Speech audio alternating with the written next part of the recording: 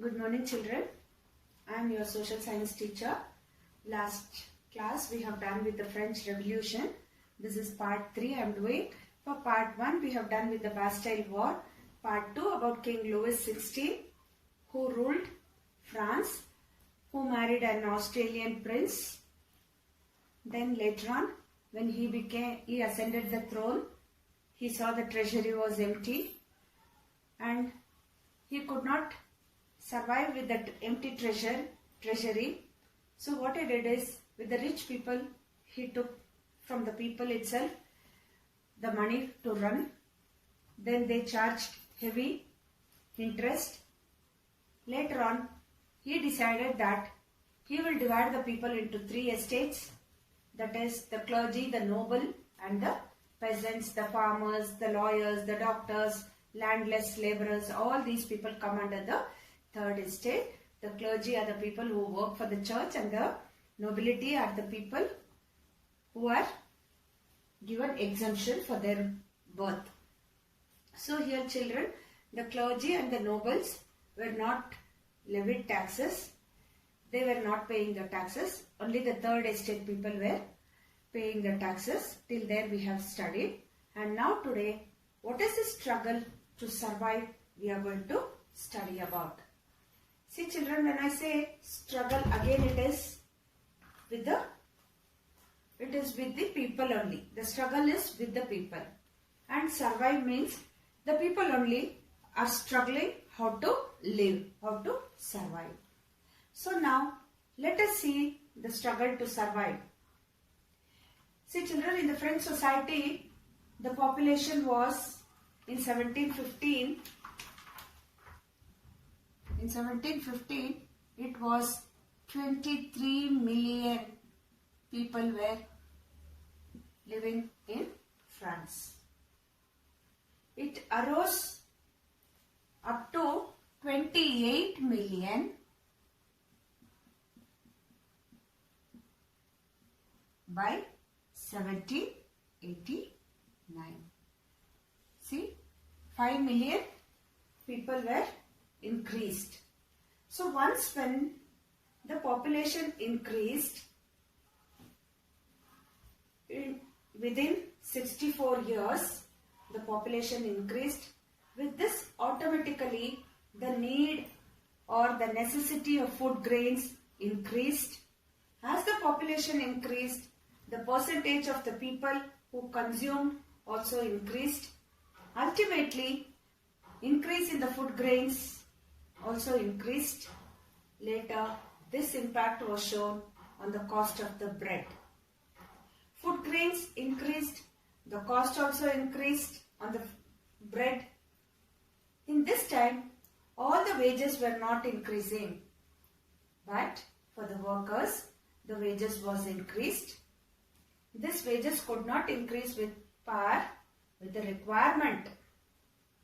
See, what was their requirement? Till there they did not do the increase in their wages. So the gap between the rich and the poor got widened. As the gap between the rich and the poor widened, in order to add to this situation, further, whenever there is a drought or hail, brought severe problems for the people, especially the poor people, to face many problems. This is reduced to subsistence crisis.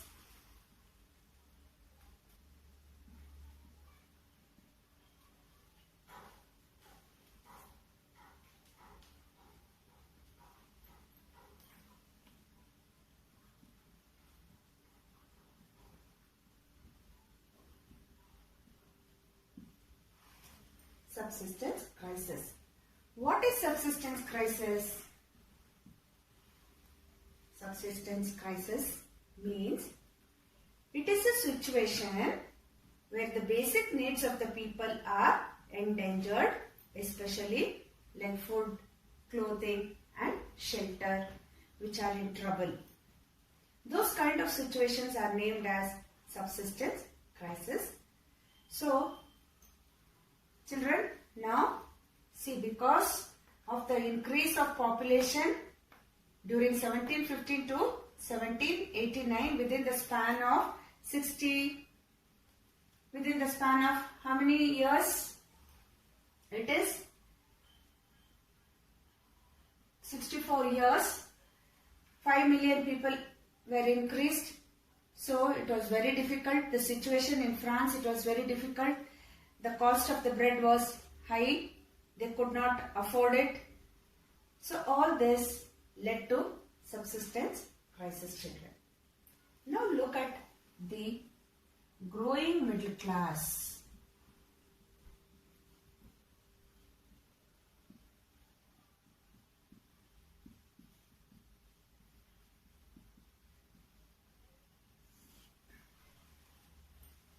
The special privileges given to estate 1 and to the estate 2, that is the clergy and the nobles, have to be waived off. That is, they were exempted from paying the taxes. What made the third estate to come up with this point is, let us find out the detail. The revolts in the initial years is where the third estate people were burdened with all types of taxes. So the increase in taxes, or whenever there is food scarcity, the third estate people always try to raise up their voices to make the rulers understand, facing so many problems. But they could not succeed in their attempts. So that point has been left out for the prosperous of third estate children. People who came and emerged in the later part of the 18th century, actually the third estate comprises, you all know, I have told you in the beginning itself, merchants, lawyers, doctors, court officials, landless